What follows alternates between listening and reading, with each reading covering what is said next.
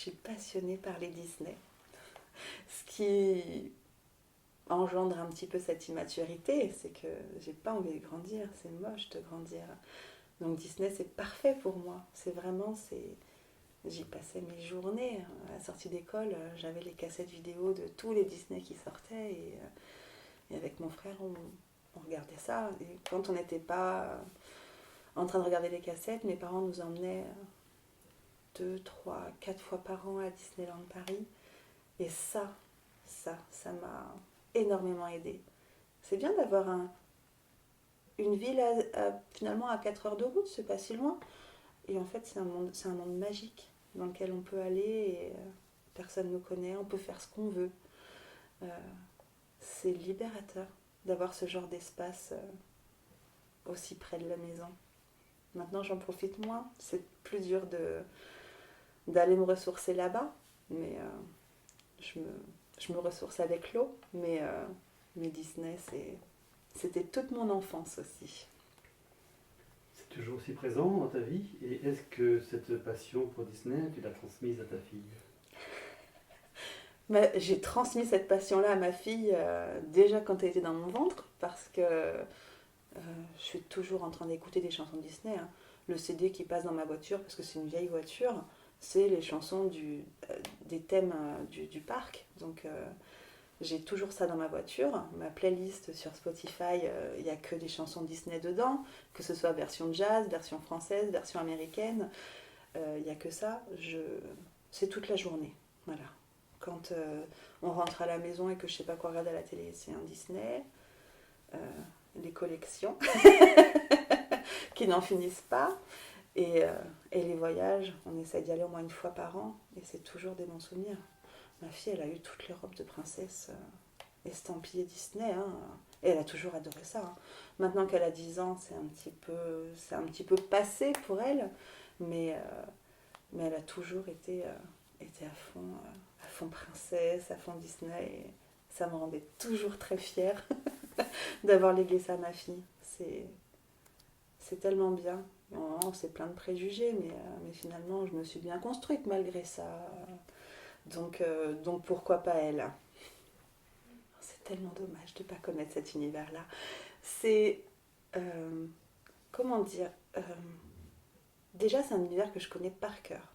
Donc, déjà, je m'y sens comme chez moi. Euh, D'ailleurs, tous ceux qui sont un peu fans de Disney disent quand ils prévoient un voyage pour y aller, c'est je vais à la maison. C'est un endroit ressource. Voilà, c'est un endroit où on lâche tout ce qu'on a à lâcher. Il n'y a plus d'ennui de travail, il n'y a plus de disputes avec son chéri, il n'y a plus de chambre à ranger. Euh, voilà, on va là-bas, on lâche tout, on profite de la magie qu'il y a là-bas, des musiques, de l'ambiance, des attractions, des personnages qui déambulent dans le parc. C'est d'une beauté euh, sans nom. Et c'est ressourçant. Encore, voilà. Plus que le fait que ce soit magique, c'est que c'est une bouffée d'oxygène pour moi, et je pense vraiment pour beaucoup d'autres, d'aller là-bas. Et je pense que si mes parents nous y emmenaient aussi souvent, c'est qu'ils avaient bien compris euh, que c'était pas juste une, une envie d'aller faire un manège. C'est vraiment que c'était important au niveau psychologique pour nous d'aller là-bas et de se charger en ondes un peu positives. Voilà. C'est tellement beau que ça peut que être bénéfique pour nous. Quand c'est comme ça, vous allez tout un week-end à Disneyland ou vous vivez Disneyland, raconte-nous ce que c'est un week-end. Enfin, comment vous le vivez? Je ne sais pas si c'est une journée ou un week-end. Alors, avant, quand on habitait à Lyon, on y allait ne serait-ce qu'une journée. C'est-à-dire qu'à Lyon, c'était qu'à 2 heures de TGV. Donc tant pis, on y allait très tôt le matin, on revenait très tard le soir. Ça coûtait pas très cher, hein, les trains low cost, ça coûte vraiment pas très cher d'y aller.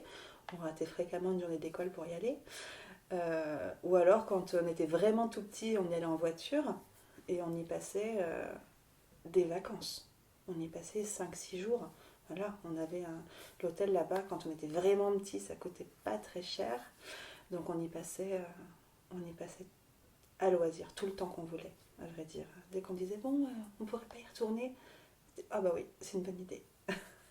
Et quand Léa est née, c'était vraiment l'époque du low cost. On y allait, on avait un abonnement annuel, donc on y allait entre 4 et 6 fois par an.